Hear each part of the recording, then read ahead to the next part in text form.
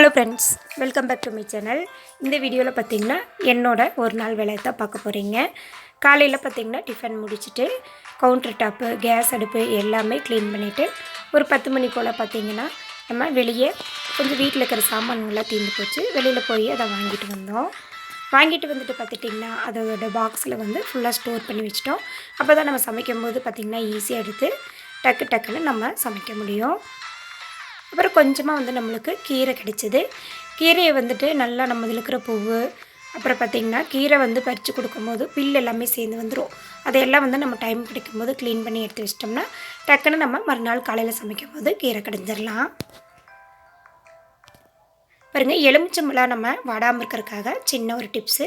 கொஞ்சமாக கையில் தேங்காய் எண்ணெய் தடவிட்டு எலுமிச்சம்பழத்து மேலே நம்ம நல்லா அப்ளை பண்ணிவிட்டு இது போல் ஏர் கண்டெய்னர் பாக்ஸில் போட்டுட்டு ஸ்டோர் பண்ணி வச்சிட்டிங்கன்னா ஒரு வாரம் வரைக்குமே நம்மளுக்கு எலுமிச்சம்பழம்லாம் கெட்டு போகாமல் இருக்கும்.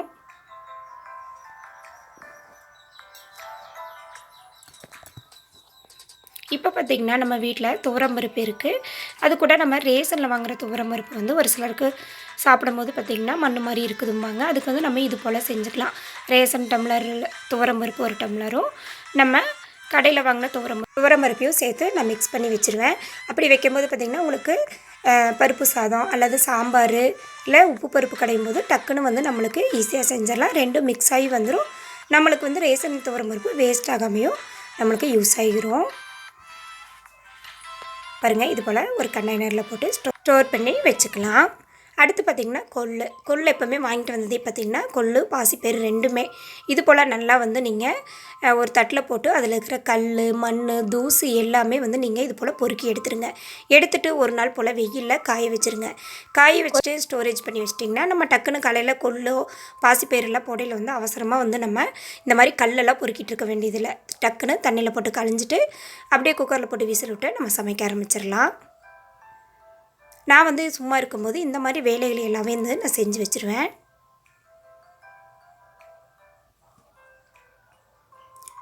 அதே கொள்ளில் பார்த்திங்கன்னா ஒரு வரமிளகாயும் போட்டு வச்சிடலாம். அப்போ பூச்சிலாம் எதுவுமே பிடிக்காமல் இருக்கும்.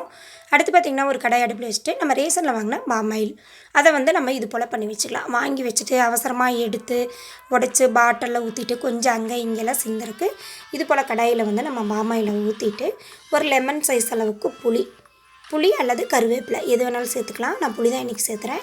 புளி வந்து இது போல் பிச்சு சேர்த்துருங்க. சேர்த்து நல்லா கொதிக்க வச்சுட்டு இறக்கிட்டிங்கன்னா நம்ம எப்போவுமே பாமாயில் யூஸ் பண்ணிக்கலாம். அடுத்து பார்த்திங்கன்னா நம்ம பாத்திரம் கழுவுற சிங்க்கு, நம்ம வெளியில் அவுட்டரில் வச்சுருக்க சிங்க்கு இருக்குல்ல பார்த்திங்களா, அதில் இது போல் கரை பாசமெல்லாம் பிடிச்சிருந்தா ஈஸியான டிப்ஸ் இது. அது நம்ம வந்து கோலப்பொடியும் வாஷிங் பவுடர் ரெண்டையும் மிக்ஸ் பண்ணிவிட்டு இது போல் அப்ளை பண்ணி விட்டுட்டு தேங்காய் நாரை போட்டு நல்லா தேய்ச்சி விட்டு தண்ணி ஊற்றுனிங்கன்னா டைல்ஸ் வந்து பளபளன்னு இருக்கும். இன்றைக்கி குட்டிங்க வீட்டில் இருக்கிறதுனால அவங்களுக்கு ஒரு மில்க் ஷேக் செஞ்சு கொடுக்கலான்னு சொல்லிவிட்டு வாழைப்பழம் மில்க் ஷேக் தான் செஞ்சுருக்கேன். 2 வாழைப்பழம் இருந்துச்சு, அதை இது போல் கட் பண்ணிக்கலாம். கட் பண்ணிவிட்டு மிக்ஸி ஜாரில் சேர்த்துட்டு கொஞ்சமாக டேஸ்ட்டுக்காக நாட்டு சக்கரை ஒரு 2 டேபிள் ஸ்பூன் சேர்த்துக்கலாம்.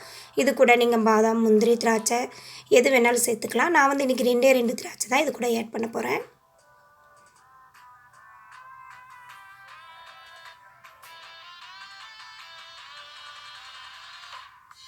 கூடவே பார்த்திங்கன்னா காய்ச்சி ஆற வச்சு ஒரு டம்ளர் பால் சேர்த்து நல்லா மிக்ஸி ஜாரில் ஊட்டி நம்ம எடுத்து கொடுத்துட்டோம்னா குழந்தைங்க வந்து ரொம்ப விரும்பி சாப்பிடுவாங்க.